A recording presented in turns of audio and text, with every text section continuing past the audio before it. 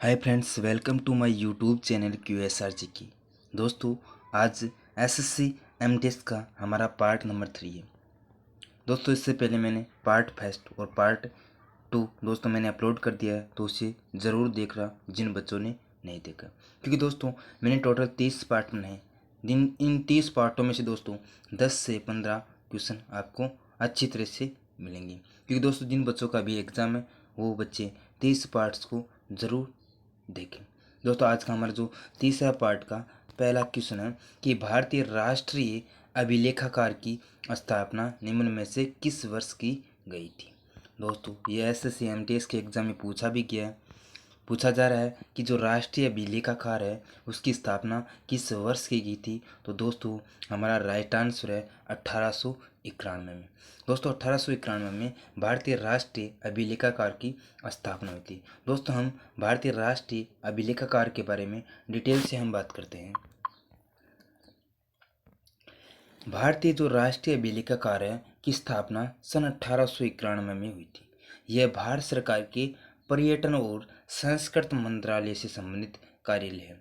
सन 1891 में स्थापित इस संस्था का पूरा नाम इंपीरियल रिकॉर्ड्स डिपार्टमेंट था। दोस्तों पूछा भी जा सकता है कि भारतीय राष्ट्रीय अभिलेखागार का जो पूरा नाम क्या था, तो वह था इंपीरियल रिकॉर्ड्स डिपार्टमेंट। आज का हमारा पार्ट नंबर जो 3 का जो सेकंड क्वेश्चन है, बहुत ही अच्छा क्वेश्चन पूछा जा रहा है कि चुटका परमाणु ऊर्जा संयंत्र निम्न में से किस राज्य में स्थित है। बहुत ही अच्छा क्वेश्चन। तो दोस्तों राजस्थान, गुजरात, हरियाणा और ऑप्शन नंबर 4 पे दिया गया है मध्य प्रदेश। तो दोस्तों जो चुटका जो परमाणु ऊर्जा संयंत्र है ये दोस्तों MP यानी कि मध्य प्रदेश में स्थित है। दोस्तों हम चुटका परमाणु ऊर्जा संयंत्र के बारे में हम डिटेल से बात करते हैं। चुटका परमाणु ऊर्जा संयंत्र मध्य प्रदेश में स्थित है। इसे nuclear power corporation of India जिसे बोलते हैं NPCIL द्वारा संचालित किया गया है। किसे जो चुटका जो परमाणु संयंत्र है दोस्तों ये nuclear power corporation of India के द्वारा संचालित किया गया। यह संयंत्र भारत के प्रमुख टाइगर अभ्यारण्य कान्हा राष्ट्रीय उद्यान के पास स्थित है। पूछा भी जा सकता है दोस्तों कि चुटका परमाणु जो ऊर्जा संयंत्र है किस राष्ट्रीय उद्यान के पास स्थित है, तो यह कान्हा जो राष्ट्रीय उद्यान है वहां पर स्थित है। नेक्स्ट क्वेश्चन है कि अनिल प्रकाश जोशी को किस क्षेत्र में उनके योगदान के लिए पद्म भूषण पुरस्कार 2020 से सम्मानित किया गया। बहुत ही अच्छा क्वेश्चन है दोस्तों। जो अनिल प्रकाश जोशी है उसे जो पद्म भूषण पुरस्कार दिया गया था 2020 में दोस्तों वो दिया गया था सामाजिक कार्य के लिए। तो सामाजिक कार्य के लिए 2020 का पद्म भूषण पुरस्कार अनिल प्रकाश जोशी को दिया गया था। दोस्तों हम अनिल प्रकाश जोशी के बारे में डिटेल से हम बात करते हैं। अनिल प्रकाश जोशी को सामाजिक कार्य के क्षेत्र में उनके योगदान के लिए पद्म भूषण 2020 से सम्मानित किया गया। और दोस्तों साथ ही अनिल प्रकाश जोशी को सामाजिक न्याय, दोस्तों यहाँ पर सामाजिक कार्य के लिए इसे पद्म भूषण दिया गया था अनिल प्रकाश जोशी जी को। और जबकि दोस्तों सामाजिक न्याय के लिए 2021 में दोस्तों इसे मदर टेरेसा का मेमोरियल अवार्ड से नवाजा गया। दोस्तों पूछा भी जा सकता है कि सामाजिक न्याय के लिए अनिल प्रकाश जोशी को कौन सा अवार्ड दिया गया, तो दोस्तों मदर टेरेसा मेमोरियल अवार्ड।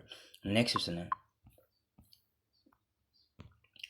कि निम्नलिखित में से किस वर्ष में अंग्रेजों के द्वारा बहादुर शाह जफर को सिंहासन के अवसर कर रंगून में निवासित कर दिया गया था। दोस्तों जो बहादुर शाह फर्स्ट है दोस्तों सिंहासन से अवसर करके रंगून भेज दिया गया था। वो तो कब भेज दिया गया था, तो दोस्तों 1857 की क्रांति थी उस समय दोस्तों बहादुर शाह जफर को अपने सिंहासन से हटाकर दोस्तों रंगून निवासित कर दिया था। किसके द्वारा दोस्तों, अंग्रेजों को द्वारा।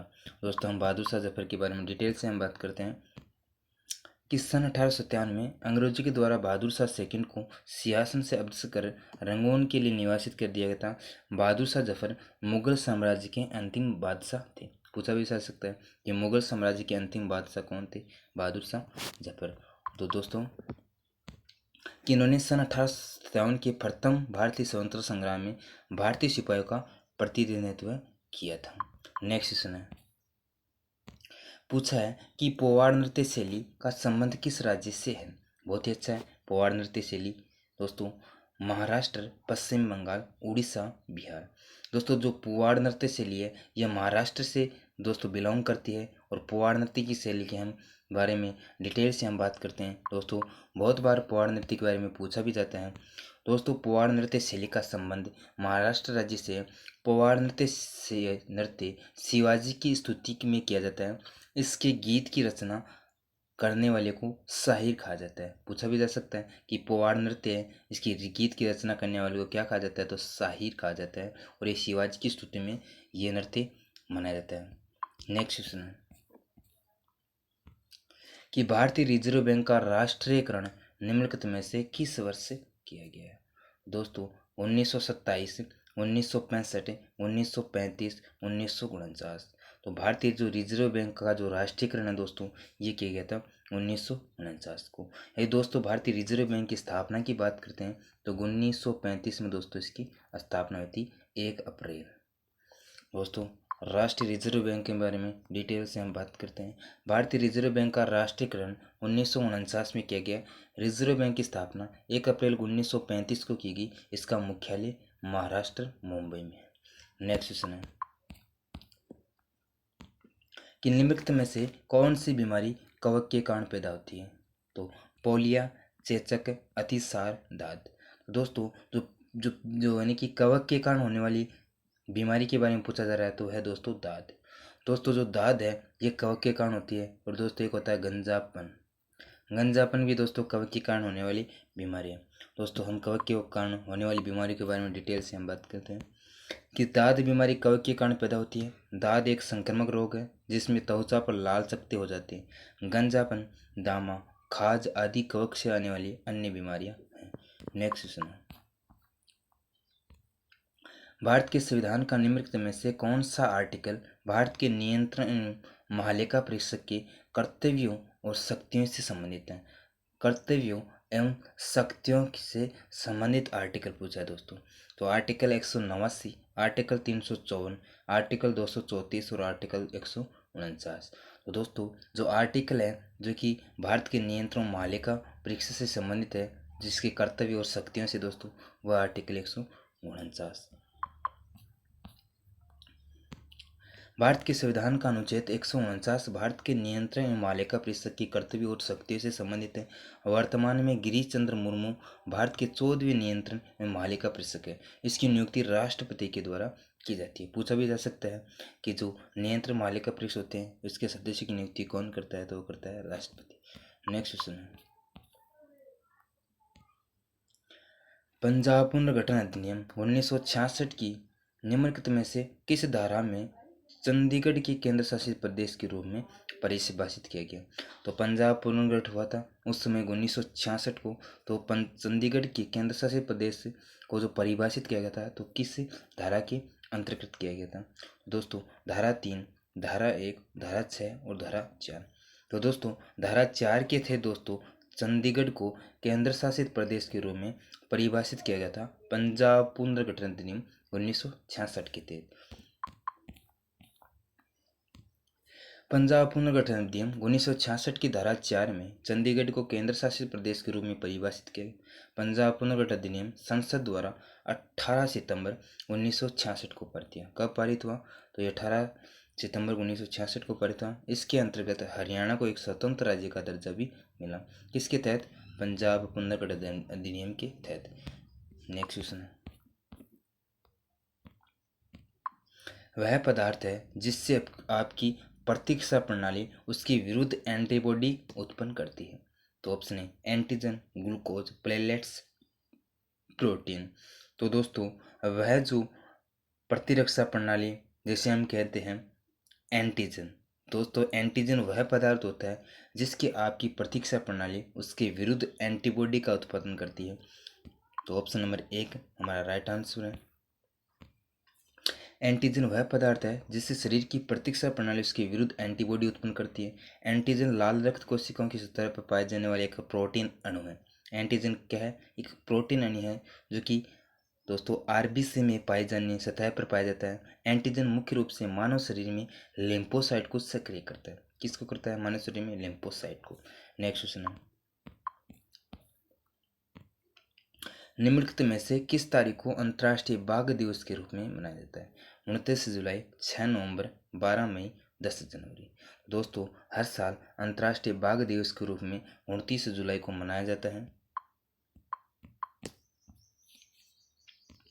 अंतर्राष्ट्रीय बाघ दिवस 29 जुलाई को मनाया जाता है, जबकि दोस्तों 12 जुलाई को अंतर्राष्ट्रीय नर्सिंग दिवस और 5 नवंबर को विश्व हिंदी दिवस और 10 जनवरी को विश्व सुनामी जागरूकता दिवस के रूप में मनाया जाता है। निम्नलिखित में से कौन सा भूटान का सबसे ऊंचा पर्वत है? कुल्ला कांगड़ी, जोमुलहारा, गंगखर, पुनसुम। तो दोस्तों, हमारा जो राइट आंसर है वो है दोस्तों ऑप्शन नंबर 3, गंगखर पुनसुम। दोस्तों, ये भूटान का सबसे ऊंचा पर्वत है, जिसे बोलते हैं गंगखर पुनसुम। गंगखर पुनसुम भूटान का सबसे ऊंचा पर्वत है। और दोस्तों, यदि भूटान के सबसे ऊंचे पर्वत गंगखर पुनसुम की यदि ऊंचाई पूछ लेती है तो दोस्तों 7570 मीटर है। गंगखर पुनसुम एक तिब्बती भाषा का शब्द है जिसका अर्थ होता है 3 आत्मिक वायु का श्वेत पर्वत। नेक्स्ट क्वेश्चन है, निम्नलिखित में से किसे मई 2020 में national bank for agriculture and rural development NABARD का अध्यक्ष नियुक्त किया गया?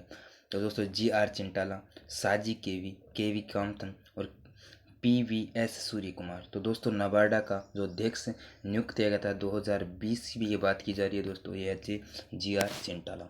नेक्स्ट दोस्तों, GR चिंटाला को मई 2020 में national bank for agriculture and rural development का अध्यक्ष नियुक्त किया गया। नबार्डा की स्थापना 12 जुलाई 1982 को हुई थी। और नबार्डा की यदि हम बात करते हैं, इसका मुख्यालय क्या है, कहाँ है, तो है दोस्तों मुंबई में। दोस्तों, नबार्डा के बारे में प्रैक्टिस सेट फेस्ट में भी क्वेश्चन पूछा गया था। नबार्डा क्या है दोस्तों? एक बैंक है दोस्तों नबार्डा, जिसकी स्थापना हुई थी 12 जुलाई 1982 को। नेक्स्ट क्वेश्चन है, पृथ्वी पर मौजूद वृक्षों की सबसे पुरानी जीवित प्रजाति कौन सी है?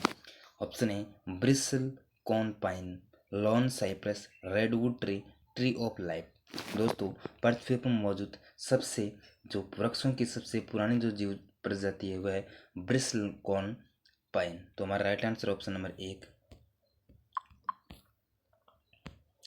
पृथ्वी पर मौजूद वृक्षों की सबसे पुरानी जीवित प्रजाति ब्रिसलॉन पाइन है। ब्रिसलॉन पाइन उत्तर अमेरिका के पश्चिमी इलाकों में मिलते हैं। इनके पेड़ों की लकड़ी बेहद घनी और सख्त होती है। नेक्स्ट क्वेश्चन है, अगस्त 2020 की स्थिति के अनुसार भारत सरकार के मुख्य आर्थिक सलाहकार कौन थे? ऑप्शन 1 अतुल चतुर्वेदी, कृष्णमूर्ति सुब्रमण्यम, अजय भूषण पांड्या और राजीव कुमार। दोस्तों, अगस्त 2020 की बात की जा रही है। जो भारत सरकार के मुख्य आर्थिक सलाहकार थे वह थे कृष्णमूर्ति सुब्रमण्यम।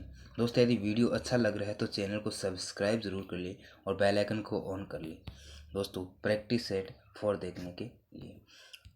तो दोस्तों, सुब्रमण्यम अगस्त 2020 की स्थिति के अनुसार भारत के मुख्य आर्थिक सलाहकार कृष्णमूर्ति सुब्रमण्यम थे। वर्तमान में फरवरी 2022 के अनुसार डॉक्टर बी अनंत नागेश्वर भारत के मुख्य आर्थिक सलाहकार है। 2020-22 की बात की जा रही है फरवरी तक, तो कौन है? डॉक्टर बी अनंत नागेश्वर। कौन है? तो ये मुख्य आर्थिक सलाहकार हैं। और नागेश्वरम 2019 से 2021 तक भारतीय प्रधानमंत्री के आर्थिक सलाहकार परिषद के अंशकालिक सदस्य थे। नेक्स्ट क्वेश्चन है, निम्नलिखित में से कौन विशेष कोड टू विन के लेखक है? बहुत ही अच्छी पुस्तक है दोस्तों। ये जो क्रिकेट के जगत के लिए पुस्तक लिखी गई थी, यानी कि जो बच्चे हैं क्रिकेट की ओर उत्कर्ष इनके आकर्षित हों, इसीलिए ये पुस्तक लिखी गई थी, विशेष कोड टू विन। दोस्तों, इसके लेखक पूछे जाना है चेतन आनंद, निरुपमा यादव, आशीष रे, विशेष बरगवंशी। तो दोस्तों, जो विशेष कोड टू पुस्तक है ये लिखी गई थी निरुपमा यादव के द्वारा। विशेष code to win Nirupama Yadav द्वारा रचित भारत के सबसे युवा बास्केटबॉल टीम के कप्तान विशेष बरगवंशी के जीवन पर आधारित है। तो युवा बास्केटबॉल टीम के जो कप्तान हैं विशेष बरगवंशी के जीवन पर आधारित है। पुस्तक का उद्देश्य है कि खेल जगत में क्रिकेट की तरह एक अन्य भारतीय खेलों पर अधिक ध्यान केंद्रित करना। पिछड़ा झील निम्न में से किस राज्य में स्थित है? बहुत ही अच्छा क्वेश्चन और शानदार क्वेश्चन है। दोस्तों आपको पता है पिछड़ा झील किस राज्य में स्थित है? महाराष्ट्र, सिक्किम, मणिपुर और राजस्थान। तो दोस्तों जो पिछड़ा झील है ये राजस्थान में स्थित है। और दोस्तों राणा लाखा के एक सेनापति थे, बंजारा ने सेनापति थे। उस बंजारे ने दोस्तों इस पिछड़ा झील का निर्माण किया था। दोस्तों हम डिटेल से बात कर लेते हैं। पिछड़ा झील राजस्थान राज्य में स्थित है। इस झील का निर्माण 4वीं शताब्दी में अंत में राणा लाखा के शासनकाल में एक बंजारे ने करवाई थी। बहुत अच्छा क्वेश्चन है। नेक्स्ट क्वेश्चन है कि विश्व कप विजेता गोलकीपर इकर कैसिलास ने अगस्त 2020 में फुटबॉल से संन्यास लेने की घोषणा की थी। वे निम्न में से किस देश से बिलोंग करते हैं? बहुत ही अच्छा question. Option A France, option B Spain, option 3 Canada, option 4 Australia. तो दोस्तों ये गोलकीपर थे कैसिलस, इकर कैसिलस, जिसने दोस्तों संन्यास की घोषणा ले ली है। ये दोस्तों स्पेन से बिलोंग करते थे। विश्व कप विजेता गोलकीपर इकर कैसिलस ने अगस्त 2020 में फुटबॉल से संन्यास लेने की घोषणा की थी।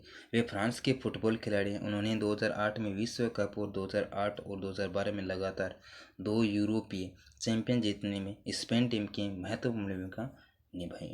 नेक्स्ट क्वेश्चन है, पूछा जा रहा है ओसीडी का पूर्ण रूप क्या है? तो दोस्तों obesity compulsive disorder, obsession control device, obesity control device और कंपल्सिव डिसऑर्डर। तो दोस्तों ओसीडी का जो पूर्ण रूप होता है वो होता है ओबेसिव कंपल्सिव और डिसऑर्डर। नेक्स्ट क्वेश्चन है, दोस्तों ओसीडी के बारे में हम बात करते हैं। फुल फॉर्म तो हमने देख ली, ओबेसिव कंपल्सिव डिसऑर्डर। और दोस्तों जो ओसीडी है एक मानसिक रोग है जिसमें किसी व्यक्ति में जुनूनी विचार और उन विचारों के प्रति बाध्यता या जबरदस्ती वाला व्यवहार होता है। तो वो होता है दोस्तों ओसीडी के कारण। नेक्स्ट क्वेश्चन है, नवनापर्व का संबंध निम्नलिखित में से किस कंट्री से बिलोंग है? दोस्तों जो नवनापर्व है ये दोस्तों किस कंट्री से बिलोंग करता है? दोस्तों नवनापर्व नेपाल, भूटान, बांग्लादेश, श्रीलंका। तो दोस्तों नवनापर्व है हर साल फसल जो कृषि फसल है दोस्तों उस समय दोस्तों नवनापर्व मनाया जाता है। और दोस्तों ये बांग्लादेश में मनाया जाता है। नवनापर्व के बारे में डिटेल से बात कर लेते हैं। दोस्तों नवना जिसे बोलते हैं नवरात्रा पर्व का संबंध बांग्लादेश से। नवना एक फसल उत्सव है जो बांग्लादेश के अलावा पश्चिम बंगाल, त्रिपुरा और असम में भी मनाई जाती है। तो बांग्लादेश के अलावा कहाँ कहाँ मनाई जाती है? पश्चिम बंगाल में मनाई जाती है, त्रिपुरा और असम में मनाई जाती है। नेक्स्ट क्वेश्चन है, जून 2020 में निम्नलिखित में से किस पूर्व भारतीय क्रिकेटर के उत्तराखंड क्रिकेट टीम का प्रमुख कोच नियुक्त किया गया था? तो दोस्तों वासिम जाफर, आकाश चोपड़ा, सचिन तेंदुलकर, राहुल द्रविड़। तो दोस्तों पूर्व भारतीय क्रिकेटर हैं जिनसे उत्तराखंड क्रिकेट टीम का कोच नियुक्त किया गया था वो थे वसीम जाफर। जून 2020 में वसीम जाफर को उत्तराखंड क्रिकेट टीम का प्रथम कोच नियुक्त किया गया था। बहुत ही अच्छा क्वेश्चन पूछा भी जा सकता है। उत्तराखंड क्रिकेट टीम के प्रथम कोच कौन है? तो वसीम जाफर। भारत की प्रथम महिला कमांडो प्रशिक्षक निम्नलिखित में से कौन थी? दमयंती बेसारा, डॉक्टर सीमा राव, अवनी चतुर्वेदी, रानी रामपाल। तो दोस्तों भारत की जो प्रथम महिला कमांडर थी वह थी सीमा राव। भारत की प्रथम महिला कमांडो प्रशिक्षक डॉक्टर सीमा राव थी। इन्होंने 2019 में भारत के राष्ट्रपति द्वारा नारी शक्ति पुरस्कार भी दिया गया था। किसे? 2019 में सीमा राव को।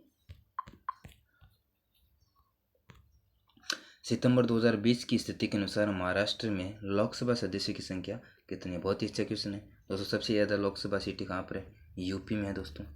और आज बात करते हैं लोकसभा सीटें महाराष्ट्र में कितनी है? तो दोस्तों टोटल 48 सीटें हैं महाराष्ट्र में।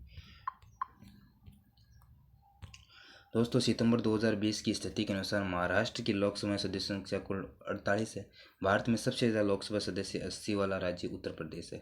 लोकसभा भारतीय संसद का निचला सदन और लोकप्रिय सदन भी कहा जाता है दोस्तों लोकसभा को।